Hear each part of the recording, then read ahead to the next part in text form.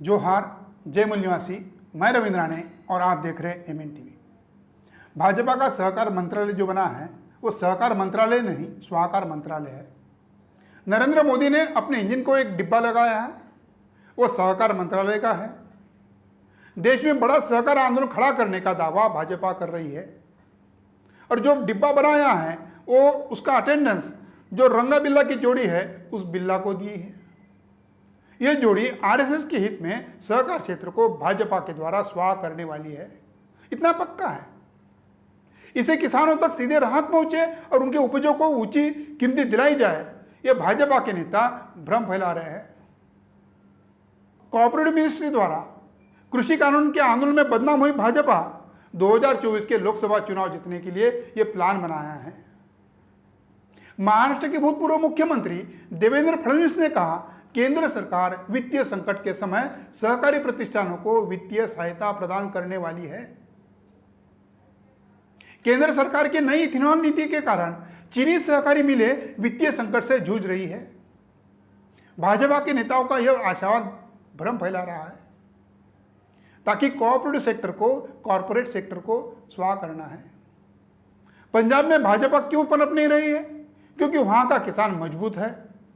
उसी प्रकार महाराष्ट्र, केरल, तमिलनाडु इन राज्यों में भाजपा न पनपने का कारण सहकार क्षेत्र है। बिना सहकार नहीं उद्धार, यह सहकार क्षेत्र का ब्रीद वाक्य है। इस ब्रीद से महाराष्ट्र, गुजरात, केरल, कर्नाटक, तमिलनाडु इन राज्यों का विकास हुआ है। यह विकास शहरों में बड़े बड़े सीमेंट के जंगल बढ़ने से नहीं हुआ है, बल्कि गांव के लोगों का आर्थिक विकास हुआ है। महाराष्ट्र में सहकार क्षेत्र जो है राष्ट्रपिता ज्योतिराव फुले जी के सत्यशोधक आंदोलन का नतीजा है।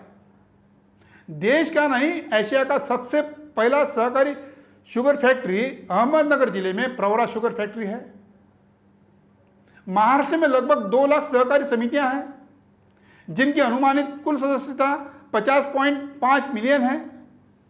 राज्य के आधिकारिक आंकड़ों के अनुसार 21,000 प्राथमिक कृषि ऋण समितियां हैं, 31 जिला सहकारी बैंक है। इनके अलावा चीनी सहकारी कारखाने, दुग्ध सहकारी समितियां, शहरी और ग्रामीण गैर कृषि ऋण समितियां बड़े पैमाने पे है। दूसरा राज्य है गुजरात।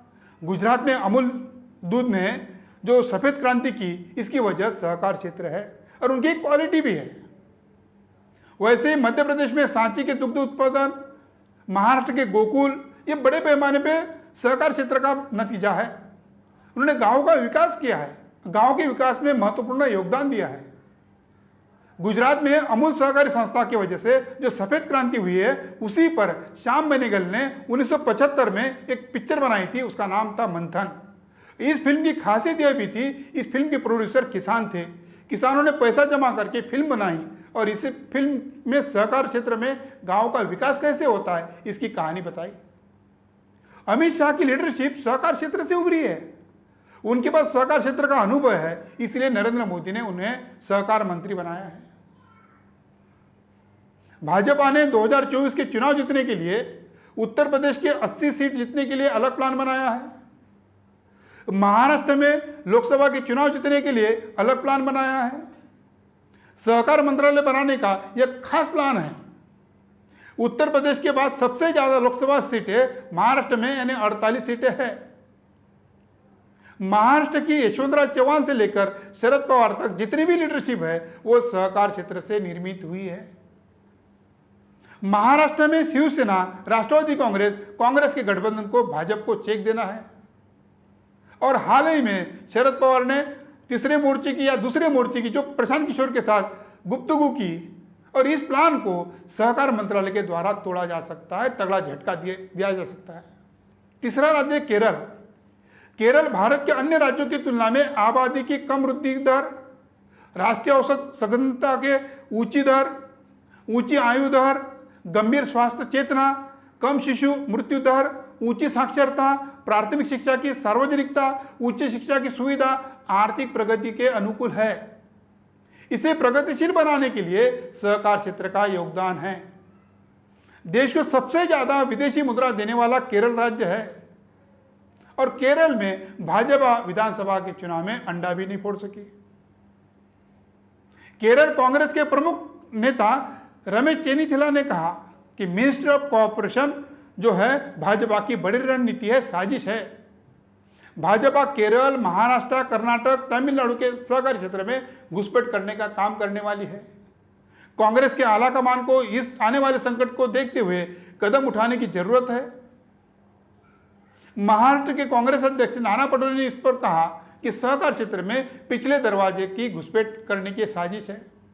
सीपीएम के महासचिव सीताराम येचुरी ने कहा, ये ट्वीट करके कहा कि सहकारी समितियां संविधान की 7वीं अनुसूची में राज्य का विषय है। यह संघवाद पर एक और हमला है। सार्वजनिक क्षेत्र के बैंकों को लूटने के बाद क्रोनियों को भारी कर्ज दे रही है। अब अधिक लूट के लिए देश भर के सहकारी बैंकों में जो जमा पैसा है उसे लक्षित किया जा रहा है। कृषि का विकास भारत में बौद्ध, जैन, ब्राह्मण धर्म के बाद हुआ है। बौद्ध धर्म कृषि की प्रेरणा देता है, जबकि ब्राह्मण धर्म जो है उसके जो ब्राह्मण हैं नदी तट पर बस गए हैं और उन्होंने कृषि पर अधिकतर कब्जा किया है। ब्राह्मणों के पास बड़े पैमाने पे खेतीबाड़ी है, उस पर अधिपत्य जमाया है, उसका नियंत्रण अपने पास रखा है। मंदिरों की स्थापना की और उनके द्वारा जमीन पर भी अधिपत्य जमाया है। इस तरह उन्होंने सीधी कृषि न करते हुए भी कृषि उत्पादन पर नियंत्रण प्राप्त किया है। आज फिर से नए कृषि कानून के द्वारा और मिनिस्ट्री ऑफ कोऑपरेटिव के द्वारा प्राचीन काल की वही कृषि उत्पादन पर नियंत्रण करने की एक साजिश है और कृषि उत्पादन हो या सहकार क्षेत्र हो उस पर नियंत्रण करने का बड़ा षड्यंत्र है। आज के लिए इतना ही।